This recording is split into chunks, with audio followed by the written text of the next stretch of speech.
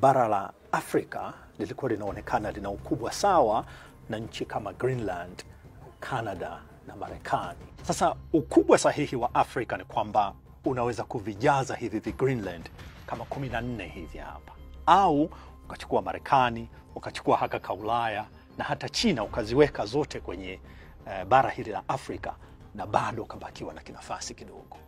Sasa Umoja wa Afrika imeunga mkono rasmi kampeni inayotaka kusitishwa kwa ramani ya zamani ya dunia na kutaka kuanza kutumika kwa ramani mpya inayoonyesha ukubwa sahihi wa bara la Afrika.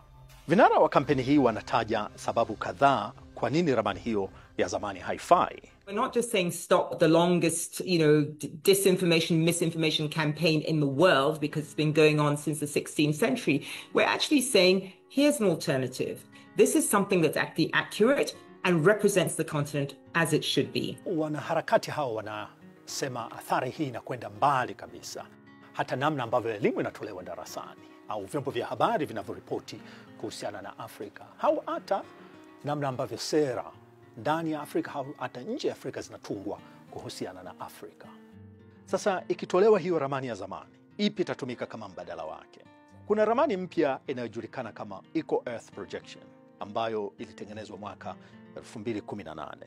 Wanaharakati hao wanasema hii ndio ramani ambayo inajitahidi kuonyesha maeneo mbalimbali ya ulimwengu yakiwa kwenye ukubwa wake halisi.